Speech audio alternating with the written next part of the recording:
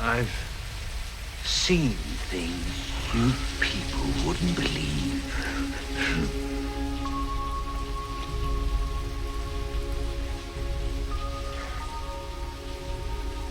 A long time back, one of my friends asked me, why is this Tears in Rain monologue from Blade Runner is considered to be one of the greatest dialogues in the history of cinema? Why? There's nothing great about it, it's just a simple statement. And I said, the simplicity is what makes it great, my friend. But at that time, even I had nothing more to say than that. We must consider that a dialogue is always the part of an ongoing event. It does not exist in isolation. The weight of the entire film can be felt in this fragile moment, when a machine becomes an individual and we individuals realize that we have become machine-like, following orders with a sense of fleeting rigidity. The machine asks us to stop for a moment and evaluate ourselves, to see what we have become, a dehumanized society shaped by technological and capitalistic excess.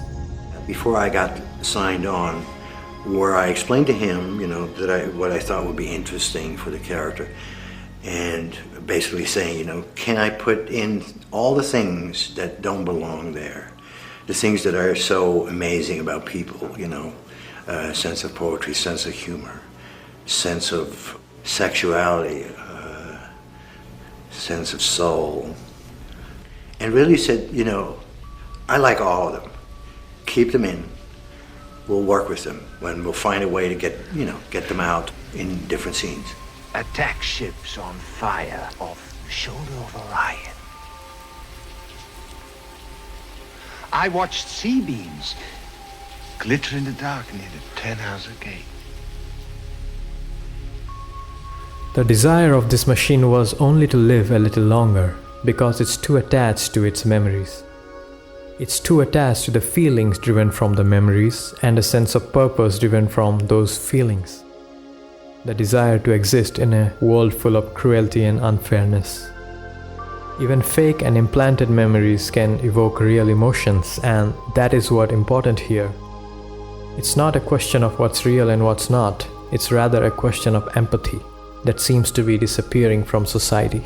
I think, Sebastian, therefore I am. An earlier version of the dialogue was a bit longer, an actual monologue, which reflects upon a sense of pride, a sense of accomplishment, a sense of adventure, the feeling of nostalgia, the feeling of being alive, the feeling of being insignificant in a larger scheme of things, and despite of all that, a sense of ego, and wanting to be treated equally as humans.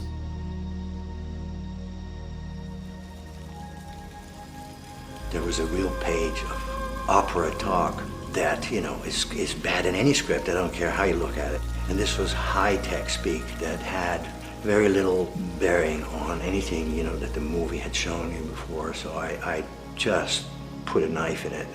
And I did this at night, and I didn't know if Ridley was okay with it. I came up with, 2 lines that I had some sort of off-worldly feel to it and some poetry in it. And then I came up with the line, at 4 o'clock in the morning, all those moments will be lost in time like tears in rain. And I brought it to the set and really liked it. This machine that looks and operates like an adult in his primes, both physically and intellectually. Emotionally, he's in a tricky situation though. Although he can behave with a certain degree of maturity in normal situations, he can't handle his emotions while witnessing life-shattering events.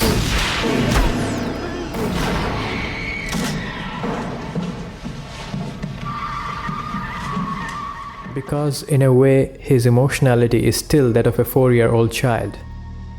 And that innocence coupled with the realization of the ultimate truth, which is Death, makes him empathetic at the end.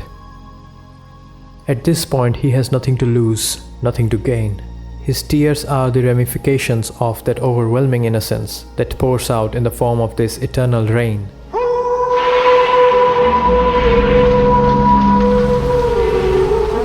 The sound of this rain then becomes a symphony, and the symphony becomes his soul and gets dissolved in the atmosphere.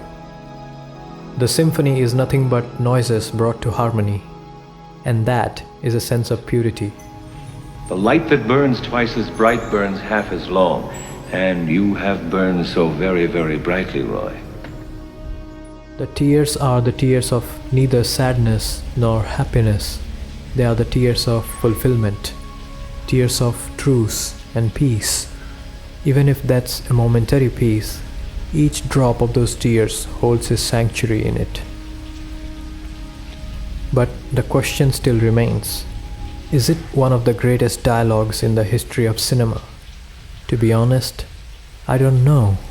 And it doesn't matter, because all those moments will be lost in time, like tears.